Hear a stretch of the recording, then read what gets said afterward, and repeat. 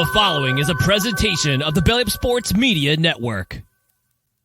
14:20 in the morning, 14 minutes and 20 seconds where the sports talk to get you through your daily commute. Hot takes, recaps, best bets, and a little humor to get your day going in the right direction. Sit back, grab your coffee, and let's get into it.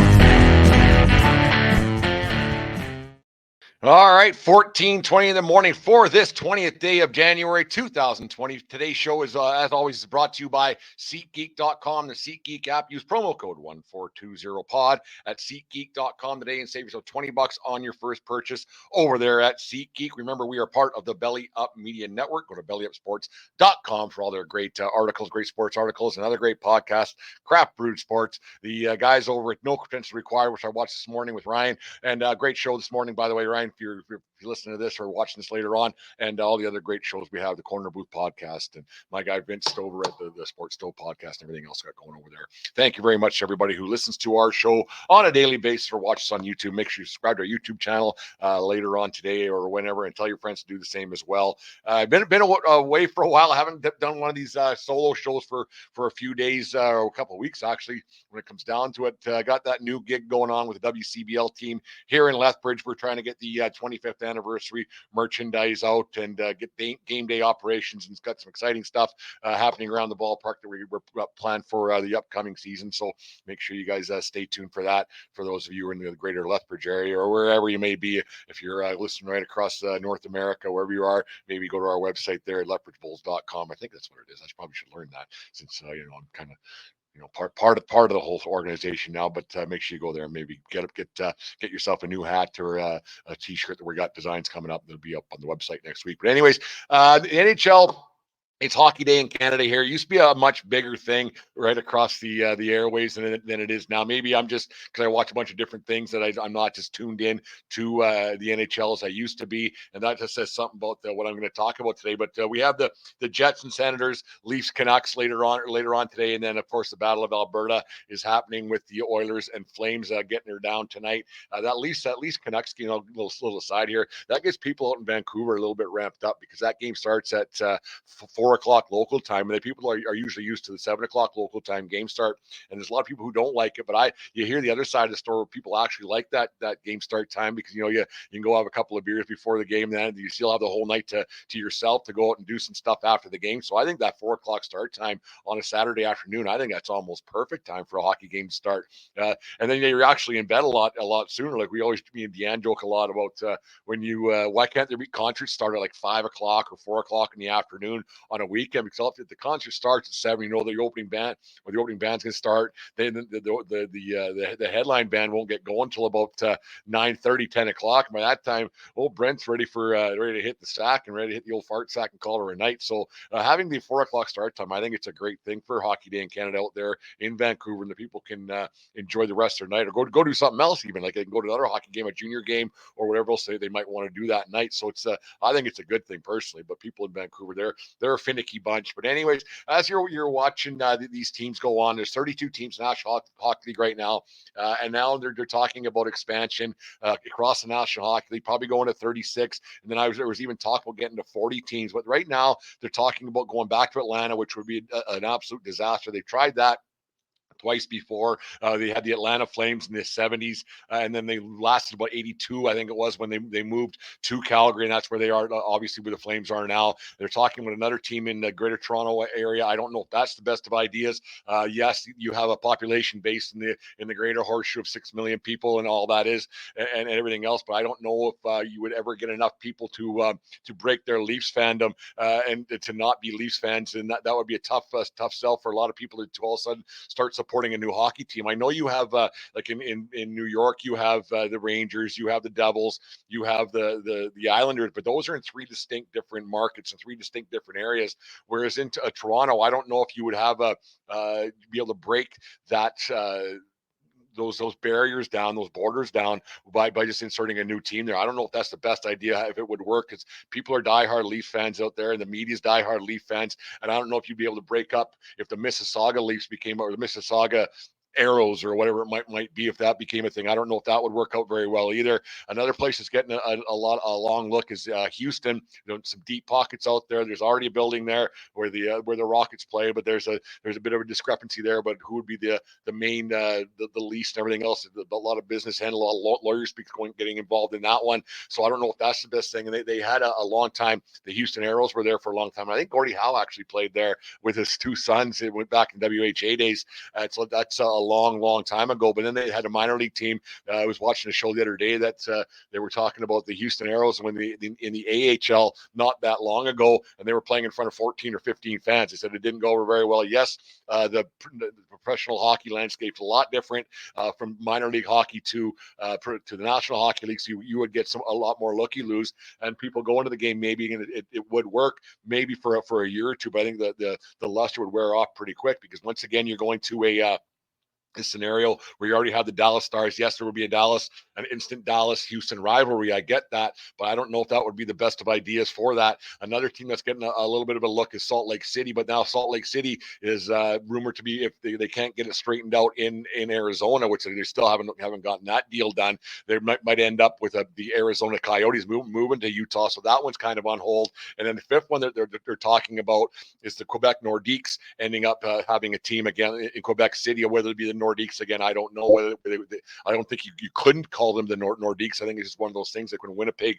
got back from Atlanta or moved from Atlanta, so they didn't get back from Atlanta, but the Atlanta Thrashers, when they failed again in that city, they ended up going to Winnipeg. I think you had to call them the Jets no matter what. So if there was another team to end up in Quebec City, I think you would be obligated to call them the Nordiques. I don't know if that would work well either, because all of a sudden the Nordiques have been away for a long time. Yeah, you would probably have the same boost and the same fan base and but I don't know if you would have the same passion that people in Winnipeg have, because Winnipeg didn't have it. There's nothing else really going on in Manitoba, so they were not forced to. But that's a team that they could call their own for the entire province. Whereas the Nordiques have been gone for 20 some years already, and all of a sudden you have a lot of those people who are Montreal Canadian fans. I don't think they're going to change their allegiance to the Canadians, or from the Canadians to the Nordiques. I just don't think it's going to work that way. It's just one of those things. I don't know if going there, yeah, you would have that boost. Yes, it'd be good for the economy. But you remember, like, the biggest rivalry that you had for the Nordiques was with the Montreal Canadiens. And the thing about rivalries back then is you had a lot more teams or players that would stick with their teams, and they wouldn't have a situation where they were moving free agency and on it goes. So you wouldn't have that instant rivalry. I think, yes, maybe the fan base would have it, but there was a definite hatred between the players of the Canadiens and the Nordiques, because that was an instant thing, and the players stayed there for a long time. And so that hatred grew over the years. You look at the Battle of Alberta, that was the same way. Both those teams came to the league at the same time, basically, and that was city to city. There was a definite difference between Calgary and Edmonton. That's why there was that rivalry back then. They played so often, and they had great teams that met in the playoffs year after year. And Edmonton always won, except for in '86 and '89, where the Flames prevailed. In '89, the Flames actually ended up winning the Stanley Cup that year. And who can forget the '86 Steve Smith goal that stopped the Oilers dynasty a little bit, put them a little bit of chink in their armor. But yeah, like the rivalry, I don't know would be instantly reignited between the Nordiques and the Montreal Canadiens. I don't know if the NHL, personally, I don't think the NHL is really ready for an expansion. Yes, the owners would want another expansion to go from the 32 that they have now to 36, because they want more American markets involved, because that's where the money is. And if you look at Atlanta, they want to go back to Atlanta again for the third time, which would be an absolute disaster again, I think. But it's one of those things. Atlanta has, I think, the 6th or 7th biggest TV market in the United States. So that brings a lot of money in, and on it goes, right? And all of a sudden, these expansion fees are going to be the better part of $1 billion to get a team. You look at the Ottawa Senators, they were just sold for $950 million for a mediocre hockey team. And that's mediocre at best. They aren't even mediocre. They're bloody well awful right now. And you don't know how much money is involved in that TV market and how that all works out. But you look at what an expansion fee would be now. It'd be the better part of $1.2 billion to get an expansion team, and that money gets spread out amongst the 30 teams that aren't Las Vegas and that aren't Seattle. So that's a big chunk of change for the other 30 owners that would get get a percentage of that each, right? So it's a lot of money involved in there, and you get in some bigger TV markets. So I understand on the business end of things why the NHL would want to expand and get things going, but I don't think the NHL is could be honestly be prepared to have a team, any more teams get in the league. For the simple fact is there's just not enough players. There's just not enough quality players. The league, I think, is watered down as it is. You have a bunch of nondescript teams, a bunch of nondescript players already skating around the ice, going up and down. We talk about it all the time here at 1420 World Headquarters, that you got a lot of players going up and down the ice, the exact same players doing the exact same thing on every team. And there aren't that many teams that are very good. And it's you have a lot of mediocrity right across the National Hockey League. Like you go right down to the goaltender position. Like you just break it right down to there. There's not enough goalies in the league right now that are any good. Like there's just not. So to add another 2 to 4 to 8 teams in the next 10 years, I just can't see it being done.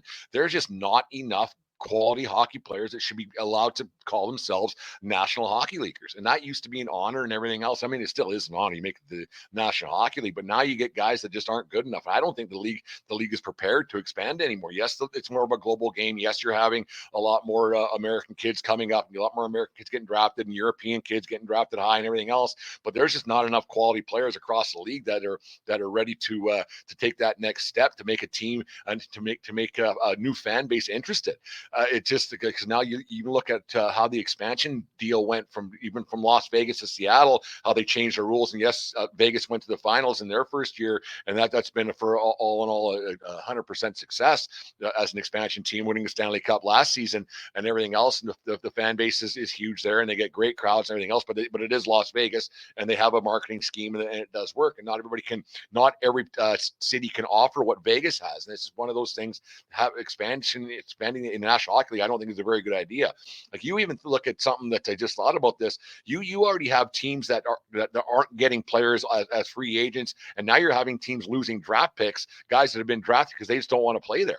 So you're gonna tell me that if a team's in Houston that's gone 10-72 or whatever it might be in their first year, you're gonna have some kid that's out of college saying I want to go there. He'll say no, I'm not going there. Or a goaltender saying, hey, do you want to go play here? And he say no, I'm not going there. They stink. You already have kids saying I'm not going to establish teams with the Philadelphia Flyers and that Cutter Gauthier kid. So I don't think expansion right now is the right idea. Yeah, the money's there. Yeah, the money's huge, and I get it. I totally understand that on the business side of things, but on in general, the league is watered down. The league is not that good as it is, and and it's right across the country. I think viewership is down. I shouldn't say for sure, but there's less buzz year in year out about the National Hockey League, and forcing it down people's throats. Yes, you'll have the initial buzz of a team going to your area, but I don't know if it's going to work. I mean, it already doesn't work in Phoenix. And it hasn't worked. They got to get that mess figured out before they go anywhere else and try something different, because you're already playing in 4,000 seat arenas. Like they're getting smaller crowds in the the Professional Women's Hockey League, which is doing very well, by the way. I just finished watching the New York Boston game that my man Luca's at. He went to the game today. He said the crowd was really good. The crowd looked really good from what I saw on TV there. But anyways, they got to get that mess figured out there. And you already have another irrelevant team basically in Anaheim who's been around for a long time, and players that are saying, "Gee, football don't get drafted there," because they have a tight pockets and everything else, and they're already thinking about trading guys like Trevor Zegras, who was supposed to be the next coming of whoever you want it to be, not a Timo Solani or a Paul Kariya, as I was about to say. But Zegras was touted to be like one of the next great Ducks, and they're already talking about getting rid of him. That there's teams that just are fiscally responsible, and I get it, because they stink and they're not good and they have no hope in winning. Right now, like me and Dave talked about the other night, we talked about there's only 4 or 5 teams right now out of 32 that actually have a legitimate shot at winning themselves a Stanley Cup. And adding more teams is only going to water the whole thing down. Like I would get rid of teams. Go back to 21 like it used to be. There was nothing wrong with that. Or go to 24 and have the East and West division have an equal good deal. But then you have too many teams making the playoffs, right? So that's a thing, that when you had 21 teams and 16 were making the playoffs, that wasn't a good thing. So if you missed, then you were quite bad. So it's one of those deals. But I just having an expansion, it's not good for the quality of the product on the ice. Yes, there is money. There's going to be money. There's going to be rich guys seeing that they can make more money somehow, some way, and that don't really care care about the on ice product at all. And at the end of the day, it's the fan bases that end up getting hurt, and it's the fan bases that end up suffering a little bit because ticket prices will go up, because they always do. Ticket prices never go down, no matter what, no matter how bad a team is. A ticket price doesn't go down, and it's one of those things that maybe the National Hockey League and Gary Bettman, yes, his job is to work. He works for the owners, and his job is to find other revenue streams and ways for these rich guys to make money. And one of the best ways to make money would be just to get a simple expansion fee, because an expansion fee, like I said, is $1.5 billion or 1.1, 1.2. Like, if you got to think that the Montreal Canadiens are worth how much money now? Like, if the Ottawa Senators went for $950 million, what are the Canadiens and the Maple Leafs worth? Or the Rangers, what are they worth? So you look at what like it's only going to add to the value of these franchises. I understand it, like, on the business side of things, and it makes complete sense on the business side of things. But for the rest of for hockey fans and for the game in general, the integrity of the game and everything else, it would be I think it would be an unmitigated disaster. Like, I think it would be an absolute train wreck if they went and expanded to any more teams in this league. They got to find a way to get the teams more competitive. They got to find a way to get goaltenders. They got to, like, if you think about this, like, one of the best goalies in the league right now, still at his age, is Marc-Andre Fleury. And he's going to play 30, 35 games a year. Like, you aren't going to see many guys with that kind of pedigree ever again. And if he's one of the best in the league still, then you got a major problem moving forward. Like, he's they're talking about him going to the Oilers at a trade deadline if he decides to get rid of his no trade clause. I think it would be a good move for the Oilers to go and get a guy like him and not be a backup, but be a 1A 1B kind of deal with Stuart Skinner, and having that team, because that Oilers team's flying, obviously 12 in a row, and it's crazy to think 12 in a row that they won, or 11. I think it's 12 right now. They're at those Oilers teams that were high flying back in the 80s there with Gretzky, Curry, Messier, Fuhr, Coffey, and blah, on and on and on it goes, that they didn't win 11 or 12 in a row. We were kind of laughing about that last week. We were looking at when they were at the 10 game mark, like, how could those teams not have won 9 or 10 in a row? But I remember, like, there was actually on this day the other day where they lost 7-1 to the Toronto Maple Leafs back when the Leafs were really bad. Back it was 82 or 83 last Saturday on this day. But yeah, it's one of those things you just wonder, like, what's the NHL thinking product wise? Like, it's not getting better, it's only getting worse, and adding more teams and adding more players that just aren't good enough to a league that's the top of the top league in the world, and watering it down. It's a bad move. It's a great business move, but for a sports fan, I don't think it's going to work. I don't think it's a wise decision. I think it would take more fans, like traditional fans, away from the game. Yeah, you'll have your diehards no matter what, but you're going to start losing guys, vintage Brent Radlinski, 49, 50 years old, who are thinking, you know what, this isn't my NHL. I know that they don't care about me watching games. They could care less, because I don't buy tickets. I don't go to games. Maybe the odd one here and there, but I don't go to that many hockey games anymore like I used to, because it's just not that entertaining for me, and it's just not that great. And there's a lot of teams that I don't care about. The rivalries aren't there because of free agency, and yeah, that's old man get off my lawn Brent again. But it's one of those things you wonder, like, it's a business decision. I get it, but I just wish that the business end of things would go away. And I think you're going to have a little bit of a problem here once they do decide to expand. Cause it's coming, no matter what, it's coming. They're not going to turn the owners are they're rich people like making money, right? So it's coming. The one thing that you're going to see, though, you're going to have a little bit of a head scratcher from the NHLPA saying, okay, there's all this money going to the owners and there's all this expansion fees going to the owners. Why isn't some more of this money going to the players? Like, why aren't we getting a boost? Yes, players are making more money than they ever have, but the owners are making a real big chunk of change too. And when you got expansion fees, everything else, they're going out. The NHLPA is going to want to see their slice of the pie too, because without players, you don't have anything. But obviously, you can have, no matter what, you're going to have more. You can have a player that's going to be willing to play no matter what. But the top guys, they're going to start saying, like, why isn't the salary cap going up? Well, yes, it's going to add more jobs. Yes, you'll have more players that play the National Hockey League, but the players are going to want to get a bit of a piece of the pie, because you remember, like, this money's getting spread with the 30 owners, and that's it.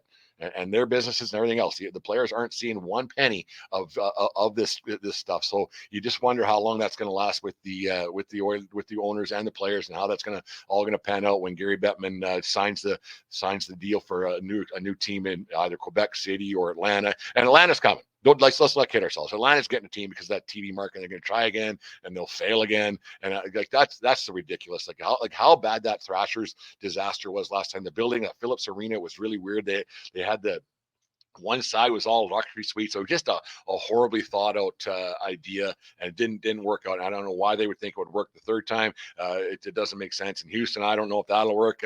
I don't know how successful that would be. Salt Lake, I don't know. It's a minor league city to me. Yes, they have the Jazz there, but that's it. And they don't have a big college presence. It's a smaller town. I don't know. They've had minor league hockey teams there. Like the Utah Grizzlies were there for quite some time. The Salt Lake Golden Eagles were the Flames farm team back in the 80s too. So maybe like some places are just minor league cities, and that's what they are. Like they got a minor league baseball team that's highly successful, but they got the Jazz. I get it, but that's it. So I don't know if that's the wisest idea. Would it get a boost? Maybe, but there's some different revenue streams and different ways of thinking out there in Utah. So who knows if that would work? I don't know. And another team in the Toronto area, I don't know if you'll get the fan base excited because they're all Leaf fans or Senators fans, right? I don't know if another team in that area would work. I know it's worked in Chicago with two baseball teams, but they've been around forever, right? And you got two football teams in New Jersey at the same building, but they've been around forever.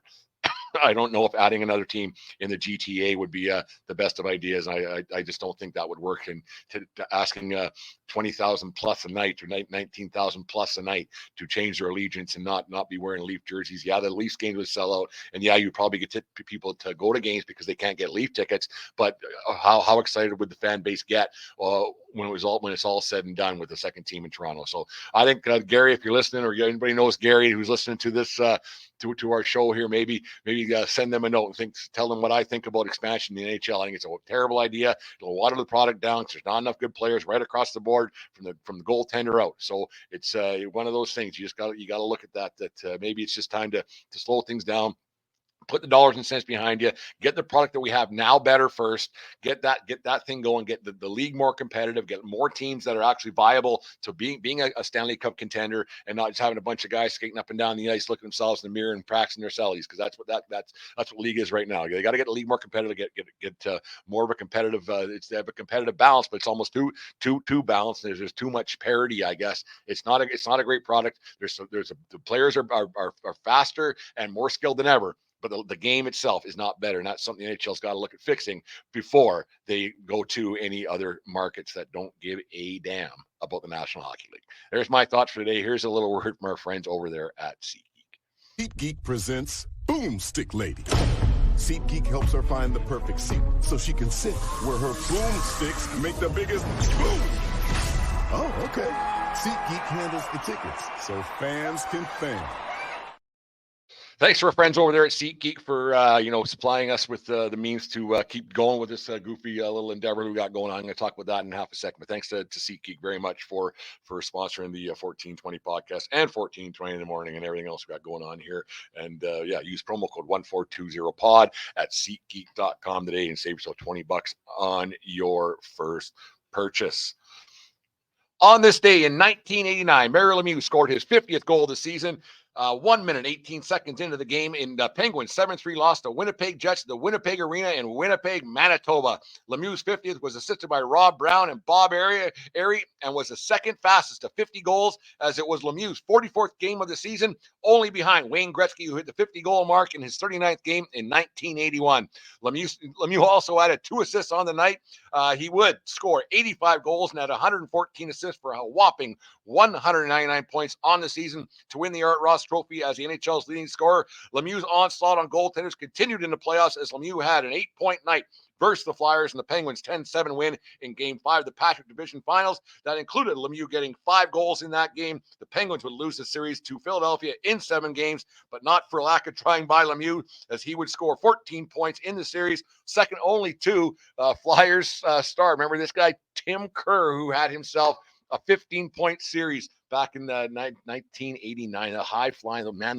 You wonder how many points Lemieux would have got over the years if he if he didn't, the cancer in the back problems, everything else, because he scored 600 goals. I think he had 1,100 assists and everything. Like, he was an absolute beast.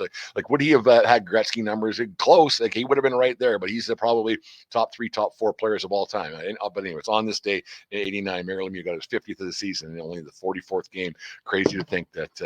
And there it was in Winnipeg, the Winnipeg Arena with the Queen in the background on the wall in the one end there. I never got to go there, but one of those things. My cousin played there for a short period of time when he got done his tenure with the Leafs and the Bruins. He ended up as a Winnipeg Jet, not too far from his hometown of Bertle, Manitoba. Bertle or Beulah, one of the two. I can't remember. Anyways, thank you very much once again to SeatGeek for sponsoring our show. Here's a little word from our friends over there at Righteous Felon Jerky. Righteous Felon Craft Jerky is the official jerky of Belly Up Sports. For over a decade, Righteous Felon Craft Jerky has led the American meat snack revolution by concocting delicious, adventurous, U.S.-sourced jerky recipes for uncompromising carnivores across the country. With 15 different flavors to choose from, Righteous Felon has all jerky lovers covered, and by using promo code BELLYUP, you will get 15% off your purchase at righteousfelon.com. Do your taste buds a favor today and rip into a bag of Righteous Felon Jerky.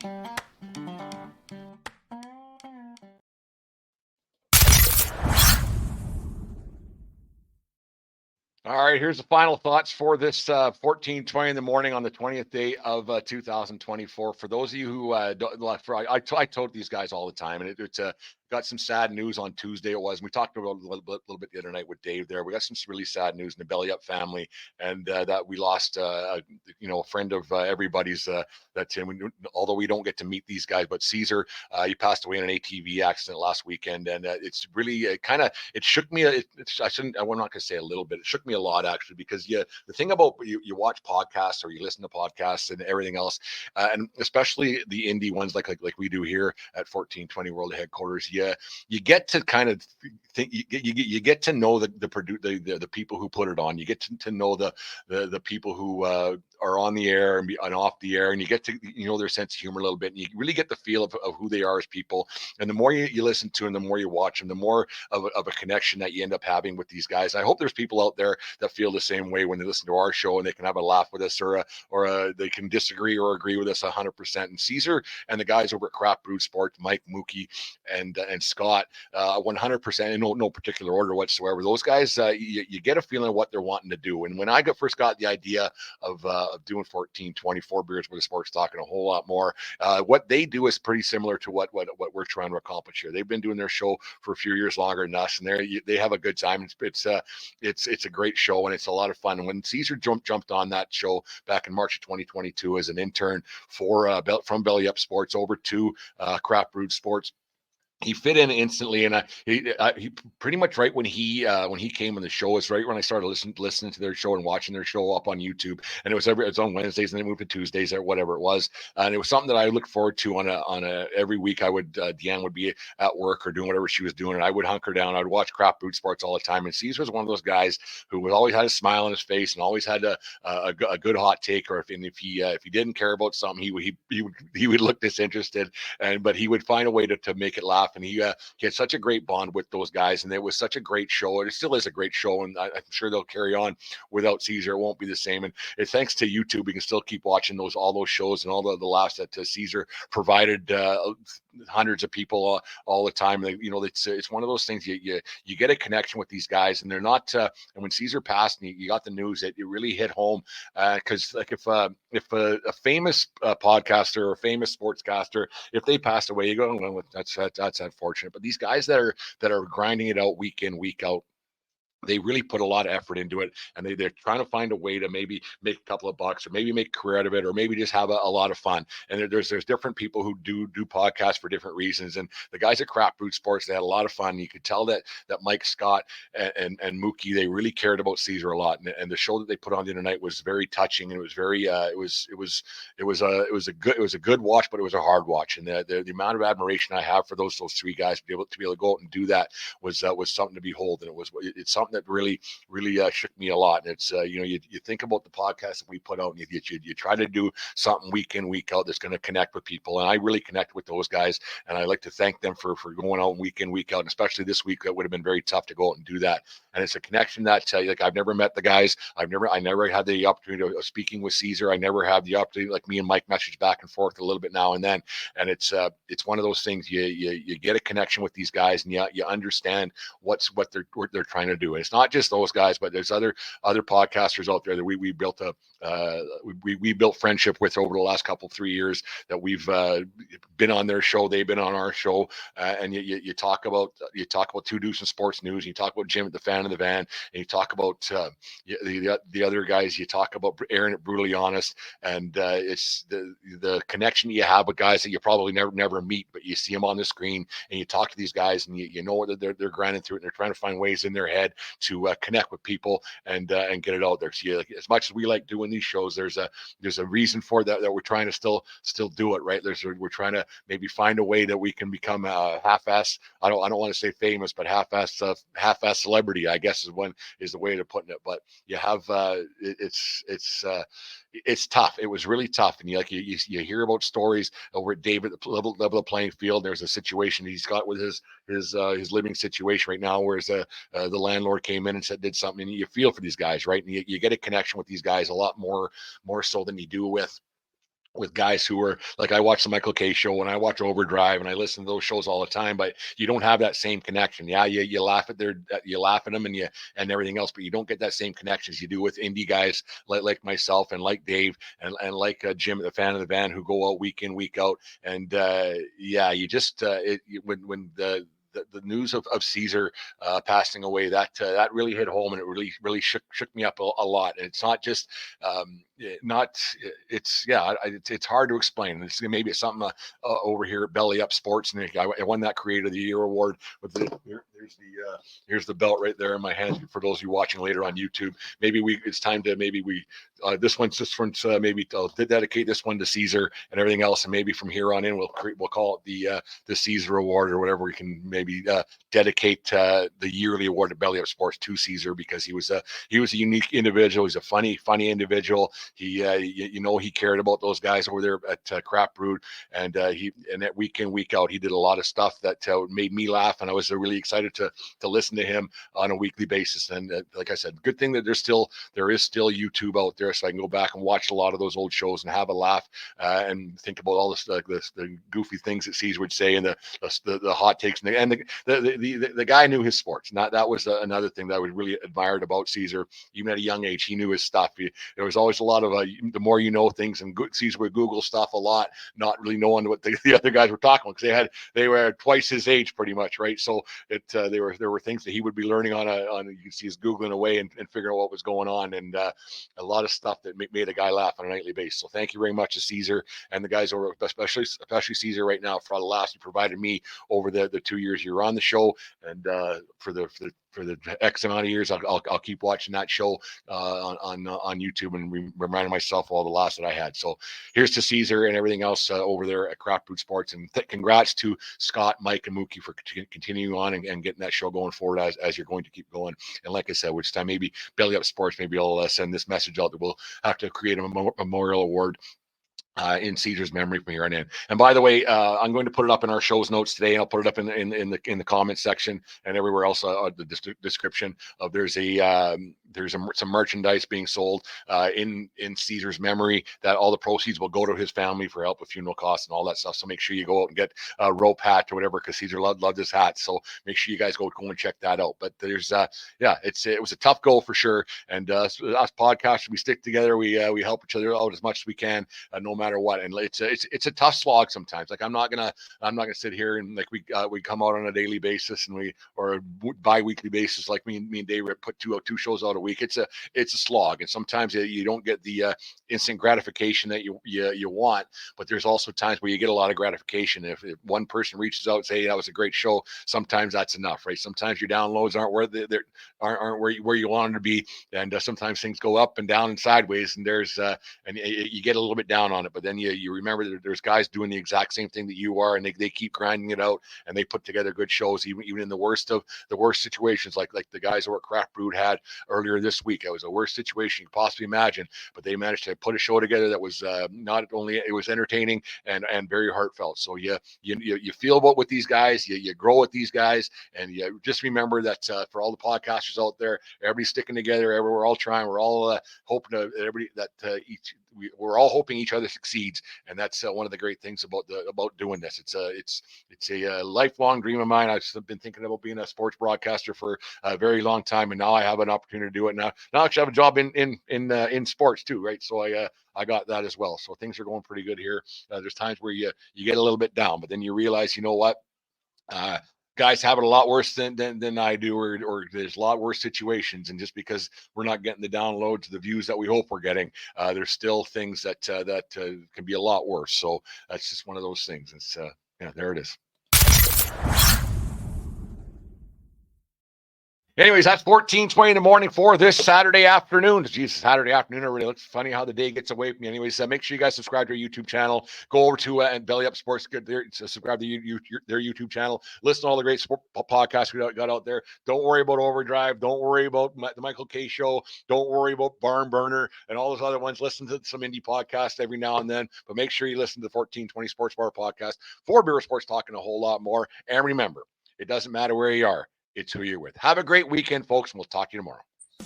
You just listened to the 1420 Sports Bar podcast. For Beer with Sports, talking a whole lot more. We are part of the Belly Up Media Network. Let's get into it.